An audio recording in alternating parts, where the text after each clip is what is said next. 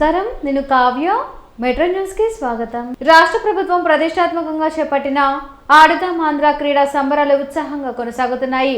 ఎన్టీఆర్ స్టేడియంలో జిల్లా స్థాయి పోటీలను కలెక్టర్ వేణుగోపాల్ రెడ్డి ప్రారంభించారు. 3 రోజుల పాటు జరిగే జిల్లా స్థాయి ఆడుదాం ఆంధ్ర క్రీడా సంబరాలు ఎన్టీఆర్ స్టేడియంలో ఉత్సాహంగా ప్రారంభమయ్యాయి. కలెక్టర్ వేణుగోపాల్ రెడ్డితో పాటు శాసనమండలి ప్రభుత్వ whip Appireddy, MLA Mustafa, ZP chairman Krishna, mayor Kavati Manohar Naidu, JC Rajakumari, commissioner Keerthi, ఇతర అధికారులు పాల్గొన్నారు. Kabaddi, kho kho, badminton, cricket, volleyball పోటీల్లో నియోజకవర్గ స్థాయిలో గెలుపొందిన టీంలకు జిల్లా స్థాయిలో పోటీలు నిర్వహించి విజేతలను రాష్ట్ర స్థాయి పోటీలకు పంపనున్నట్లు కలెక్టర్ వేణుగోపాల్ రెడ్డి తెలిపారు.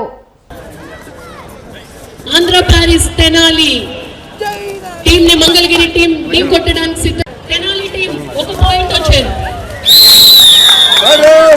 ఆడుదాం ఆంధ్ర టోర్నమెంట్ జిల్లా స్థాయి పోటీలు ఈరోజు గుంటూరు నగరంలో మన ఎన్టీఆర్ స్టేడియంలో మనం ఘనంగా ప్రారంభించుకున్నాం. 3 రోజుల పాటు జిల్లా స్థాయిలో నియోజకవర్గ స్థాయి విజేతలైనటువంటి క్రీడాకారులందరికీ కూడా ఈ 5 ఈవెంట్స్లో కబడ్డీ, బ్యాడ్మింటన్, ఖోఖో, క్రికెట్ మరియు వాలీబాల్లో మనం క్రీడలు నిర్వహించడం జరుగుతూ ఉంది. ఈ టోర్నమెంట్ ఇప్పుడు అన్ని స్థాయిల్లో విజేతలై మనకి జిల్లా స్థాయికి వచ్చినటువంటి టీమ్స్ అన్నిటికీ నేను ఇంతకుముందు చెప్పినట్టుగా ఈరోజు, రేపు, ఎల్లుండి ఎన్టీఆర్ స్టేడియంలోనూ అట్లనే సత్యసాయి స్టేడియంలోనూ మనకి ఈ క్రీడలు నిర్వహించడం జరుగుతుంది. విజేతల్ని రాష్ట్ర స్థాయికి పంపడం జరుగుతుంది. ఉన్న ఉపాధ్యాయులకు సరిగ్గా జీతాలు ఇవ్వలేని వైసీపీ ప్రభుత్వం కేవలం నిరుద్యోగులను మోసం చేసేందుకే డిఎస్సి ప్రకటన చేసిందని మండిపడ్డారు జనసేన పశ్చిమ నియోజకవర్గ ఇన్ఛార్జ్ బోనబోయిన శ్రీనివాస్ యాదవ్. ఫిబ్రవరి 2 నుంచి జనంతో జనసేన కార్యక్రమాన్ని పశ్చిమ నియోజకవర్గంలో ప్రారంభించనున్నట్లు ప్రకటించారు బోనబోయిన. అమరావతి రోడ్లోని పార్టీ కార్యాలయంలో గాదు వెంకటేశ్వరరావు ఇతర నాయకులతో కలిసి ఆయన మీడియాతో మాట్లాడారు. 4 సంవత్సరాల 10 నెలల కాలం తర్వాత కొత్తగా డిఎస్సీలని మేము డిఎస్సీ జరుపుతామని చెప్తా ఉన్నారు. ఉపాధ్యాయ పోస్టులు ఇస్తామని చెప్తా ఉన్నారు. ప్రభుత్వంలో ఉన్నటువంటి మంత్రులు కానివ్వండి, ముఖ్యమంత్రి స్థాయి వరకు కానివ్వండి, ఐఏఎస్ అధికారులు కానివ్వండి, ఇప్పటి వరకు ఏ నెలైనా ఉన్నటువంటి ప్రభుత్వ ఉద్యోగులకి మీరు సరైనటువంటి జీతాలు ఇచ్చారా? ఇప్పుడు డిఎస్సీ పెట్టి ఉపాధ్యాయ పోస్టులు భర్తీ చేస్తాం, ఖాళీగా ఉన్నటువంటి పోస్టులు భర్తీ చేస్తామని నిరుద్యోగులు మోసం చేయడానికి పూనుకున్నారు.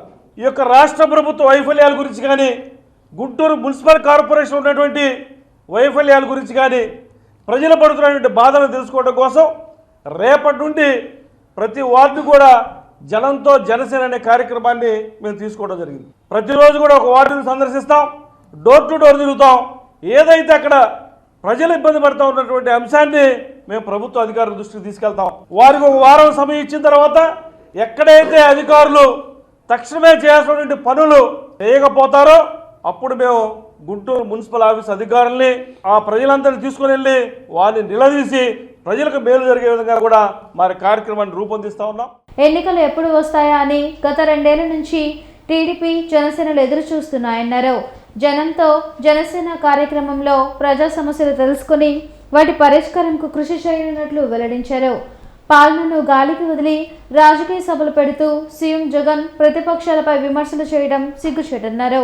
రాష్ట్ర వ్యాప్తంగా జగన్మోహన్ రెడ్డి గారు సిద్ధమని వేలు చూపించి ఒక వాల్ పోస్టర్ని రిలీజ్ చేశారు. అంటే ఎన్నికల దగ్గరకు వచ్చిన తర్వాత ప్రజల్ని, ప్రతిపక్షాలని భయభ్రాంతులకు గురి చేసే విధంగా వారి వాల్ పోస్టర్ ఉండటం చాలా దురదృష్టకరం.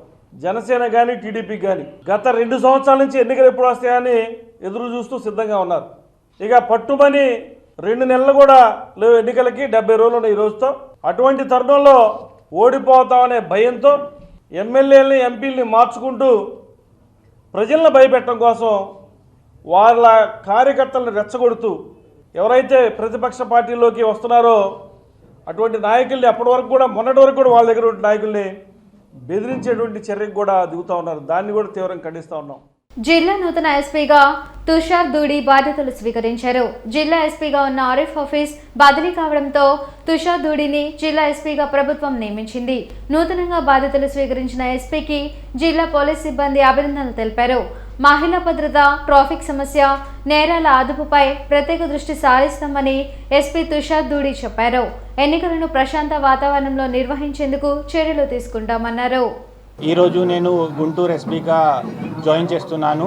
మొదటి ఆనరేబుల్ సీఎం సార్కి, ఆనరేబుల్ డీజీపీ సార్కి నాకు ఈ నా ఫస్ట్ డిస్ట్రిక్ట్గా గుంటూరు పోస్టింగ్ ఇవ్వడానికి నా సిన్సియర్ గ్రాటిట్యూడ్.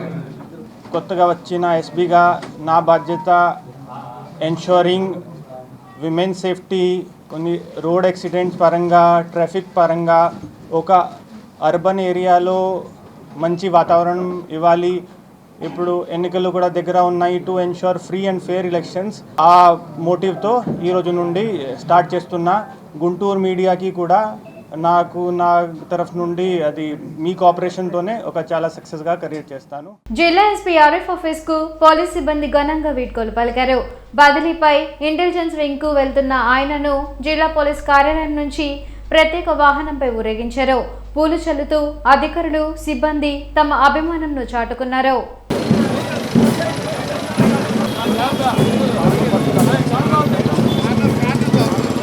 ప్రభుత్వ ఉద్యోగుల సమస్యలను పరిష్కరించాలని డిమాండ్ చేస్తూ యూటీఎఫ్ ఆధ్వర్యంలో ధర్నా చేసి నిరసన తెలిపారు. జిల్లా కలెక్టరేట్లో జరిగిన ధర్నాలో ఉపాధ్యాయులు, ఉద్యోగులు పాల్గొని నిరసన తెలిపారు. సిపిఎస్ విధానాన్ని రద్దు చేసి ఓపీఎస్ అమలు చేయాలని డిమాండ్ చేశారు. 12వ పీఆర్సీ విధి విధానాలు ప్రకటించడంతో పాటు ఐఆర్ను ప్రకటించాలన్నారు యూటీఎఫ్ నాయకులు కళాధర్రావు. ఈ ప్రభుత్వం అధికారంలోకి వచ్చిన తర్వాత ఒక్కటంటే ఒక్క డిఏ సక్రమంగా ఇచ్చిన పరిస్థితి లేదు. అదేవిధంగా బకాయిలు రిటైర్ అయినటువంటి ఉద్యోగులు వాళ్ళ ఏపీజెల్ఐ కానీ పిఎఫ్ కానీ అవి దాచుకున్న డబ్బులు సకాలంగా ఇచ్చినటువంటి పరిస్థితులు లేవు. మరి అధికారంలోకి వస్తే వారం రోజుల్లో ఓపీఎస్ ఇస్తానని చెప్పారు. ఆ ఓపీఎస్ ఇచ్చిన పరిస్థితి లేదు. నిన్నటికి నిన్న క్యాబినెట్ మీటింగ్ జరిగితే ఉద్యోగులు, ఉపాధ్యాయులు ఎంతో పెద్ద ఎత్తున, పెన్షనర్స్ కూడా మొన్న ఇక్కడ పోరాటం చేశారు.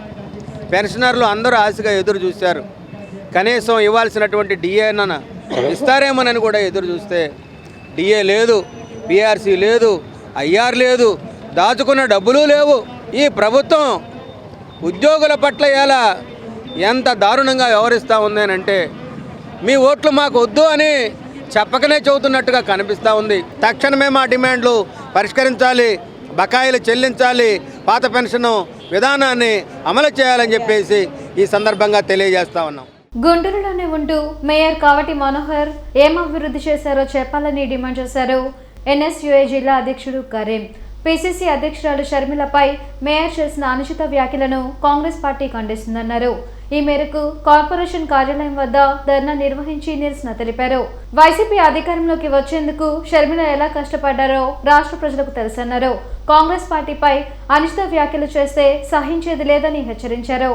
గుంటూరు నగరంలో ఒక వైసీపీ మీటింగ్ సమావేశంలో గుంటూరు నగరకు సంబంధించినటువంటి మేయర్ ఏ విధంగా ఈ రాష్ట్ర పిసిసి అధ్యక్షురాలు అయినటువంటి మా రాజన్న బిడ్డ షర్మిలమ్మ గారిపై ఏ విధంగా విమర్శన చేశారో మేము కాంగ్రెస్ పార్టీ విద్యార్థి విభాగం పక్షాన, యువజన పక్షాన, కాంగ్రెస్ పార్టీ కుటుంబం పక్షాన తీవ్రంగా ఖండిస్తా ఉన్నాం. గుంటూరు నగర మేయర్ గారు ఏమంటారు, ఎక్కడి నుంచో వచ్చి మీరు ఇక్కడ ఏంటి చేసేది అన్నారు. నాకు ఒక మాట సినిమాలో ఉన్నటువంటి డైలాగ్ గుర్తొస్తా ఉంది. ఎక్కడి నుంచో వచ్చి నువ్వు ఇక్కడ ఏంద్రా పీకేది అంటే ఆ హీరో అంటాడు, నువ్వు ఇక్కడే ఉంటున్నావు కదా, ఇన్ని సంవత్సరాలు నువ్వేం పీకావని చెప్పి ఆ సినిమాలో ఉన్నటువంటి డైలాగ్ గుర్తొస్తా ఉంది. మన రాజన్న బిడ్డ వైఎస్ షర్మిలమ్మ గారిని సుమారుగా 6 సంవత్సరాల పాటు వైఎస్ఆర్సీపీ కాంగ్రెస్ పార్టీలో వాడుకొని అధికారంలోకి వచ్చిన తర్వాత ఏ పదవి కూడా ఇవ్వకుండా బహిష్కరిస్తూ ఆమెని వెలివేసినటువంటి పరిస్థితి ఈ రాష్ట్ర ప్రజలకు అందరికీ తెలుసు.